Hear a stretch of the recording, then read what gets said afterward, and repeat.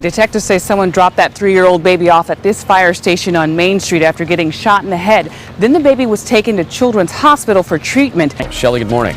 Good morning. Well, the driver says it was pretty scary because he thought his car might have been shot at the same day that someone called 911 claiming to be the highway shooter. Tyrone Davis is now behind bars, police say, for possibly raping at least 6 women dating back to 1997.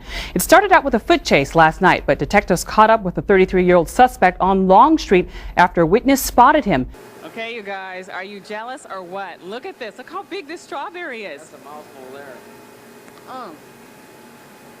Don't know what you're missing. That's a whole meat. But you peel the chocolate off, you eat the chocolate with your Valentine, you pop open the cork and have some champagne. What a combination. I love that.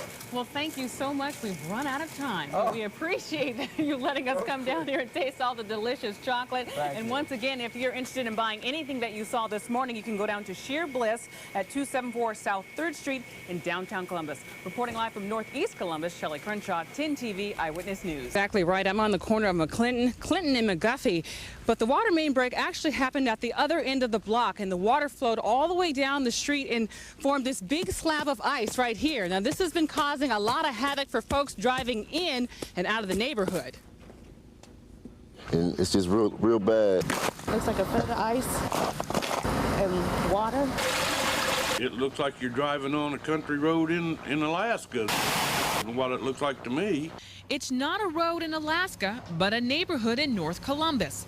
Huge chunks of ice, snow and water, wreaking havoc on the neighborhood. Almost didn't make it out. The people who live here, and those who even dared to drive down the icy street. I thought it was just snow, so I'm driving slow, you know, like I'm supposed to, and I try to get out and I got stuck. And look what happened to Devonna Baldwin's car, stuck on a huge chunk of ice. A tow truck finally pulled her car off the ice block. Neighbors say the city crews were supposed to have the problem fixed on Monday. Well, now it's Saturday, a week later, and the ice and snow are still a problem. All my cars are across the street. I can't pull in my driveway because all the ice. Charles Harris says he put out tons of salt, but the rushing water keeps washing it away. We out here wasting money. Ken Anson says he can't remember it ever being this bad, and he's lived here for 30 years. This is the worst I've ever seen it, and I've been through 3 water breaks in the same spot. Residents say they've called the city several times for help, but no one has come to their rescue. They came out here the first day, and then these last 2 days, we ain't seen nobody on the street at all. So far since Monday, the only help they've gotten is from Mother Nature. Now, we've also paged a spokesperson with the City Public Works Department, and we haven't heard back from anyone either. So we're just trying to wait to hear from them what actually happened. Is the water main, is it still leaking? What's going on, and whether or not they'll be able to clear the streets. But I guess the good news is it's supposed to warm up later this week. So hopefully a lot of this ice that I'm standing on and that this neighborhood is surrounded with will probably be melted away. Reporting from North Columbus, Shelley Crenshaw, 10 TV Eyewitness News. Well, today I'm going to take you to a special summer camp for kids whose parents are far away fighting for our freedoms. 3, 2, 1, ho! Oh! As these youngsters launch bottle rockets, they know some of their parents could be launching attacks against insurgents. They are children of military servicemen and women. And this is Operation Purple Summer Camp. The only summer camp program focused on helping kids deal with the difficulties of a parent's deployment. It's made it easier because you know that you're not the only one going through it. Donnie French and his brother Zach are from Galloway. Their father is a member of the Army National Guard. Right now my dad's over in Kuwait. Deployed for 8 months. I try not to think about it a lot because whenever I think about it, I'm always sad and depressed and stuff.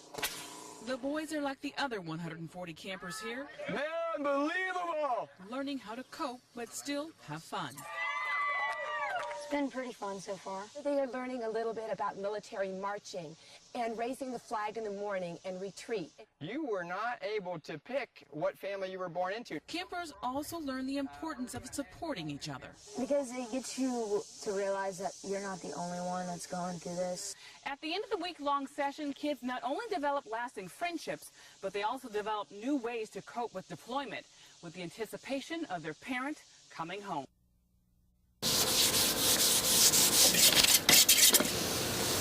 John Forbes takes pride in restoring furniture and his life.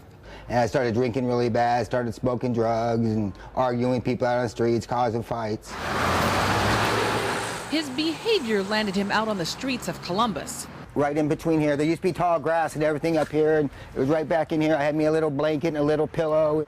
Behind a furniture store called Browser's Welcome is where John called home until shop owner Melvin Satterfield made him an offer. I asked him would he help me, do on a daily basis before we would take him on permanent. He gave him a job. 5 years later, John still works here, just a few feet from painful memories. I'm hardly ever come back here. Because I remember how cold it was back here behind this building, so I tried to stay away. Today, Melvin and John have not only carved out a sturdy working relationship, but a solid friendship. But I saw in John's eyes the guy that's here now. A man who lived on the streets, given a second chance. Somebody had finally said, John, look, I want you, I need you, and you need a job.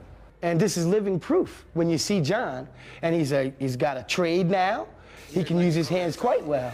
And he sands and he does his things just like I do. This Thanksgiving, both men have many reasons to be thankful.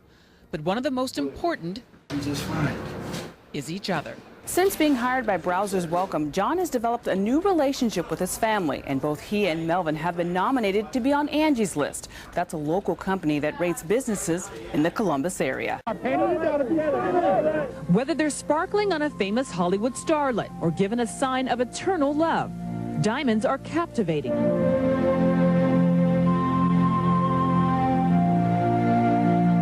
Chunks of carbon compressed into lifelong mementos.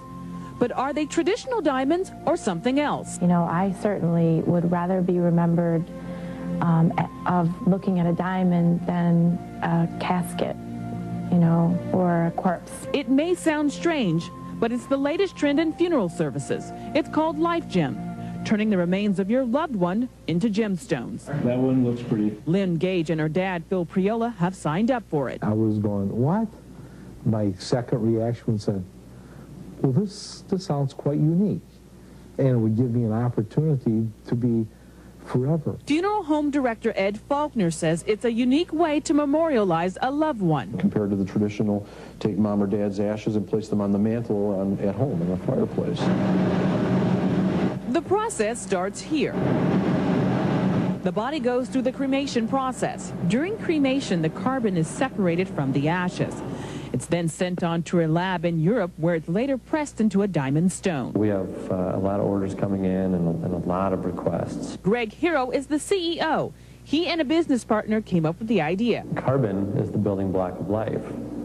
Diamonds are made out of carbon. If we could somehow combine the two, we'd have an awesome memorial. 16 weeks later, you have a certified high-quality gem. They're all EGL certified. They are diamonds. Brilliant colors set to a family's request. Most people don't like thinking about death until it's later in life, but Life Gems gives you another opportunity to think about your mortality a little differently. So a lot of people in the younger generations even are saying, hey, look, with this, I don't have a problem thinking about it and planning for it. People like Lynn Gage, who is only 35. When the option came around, to be a Life Gem, right away I knew that that's something that I wanted to do. About 100 diamonds can be created from an average-sized person, ranging from 1 to 1.5 carats in size. We're about the celebration of the life, and how can I keep this person close to me as I continue? A celebration of family jewels. It leaves me an opportunity to leave something to my heirs, something of sentimental value. I have nothing from my parents at this moment.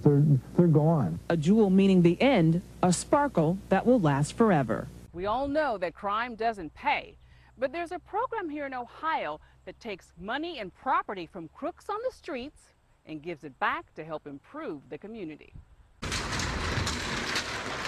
It's the kind of place that lights up your dreams. Extravagant things that we've seen. This is a 1998 Vector. It was custom made in Florida, somewhere around 100,000. We have about 550 assets. This is a 1956 Chevy Impala, and somewhere around $15,000. Once those are seized, the Marshal Service takes custody of them.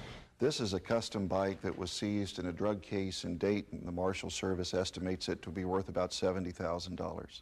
They're brought here to our facility. a warehouse in Dayton, where they're maintained and prepared for auction. From motorcycles to Mercedes, U.S. Marshals say these vehicles have a dirty little secret: the Vector. Well, the financial advisor in Cincinnati, he was convicted of fraud. The $15,000 Chevy That was seized from a drug dealer down in Cincinnati. Each one of the cars in this warehouse has its own criminal background. Just like any defendant, they have to go through the court system. And in this case, it takes about 9 months before they're ready for auction. You might get it for 80 or 90% of its value, and that's going to save you money compared to other places. But the goal of the assets forfeiture program? Turning crime money into funding for safer communities. They get that money to help with training, equipment, salaries. S.Crenshaw, 10 TV Eyewitness News. I'm S.Crenshaw. Thanks for stopping by, and I'll see you next time. Bye.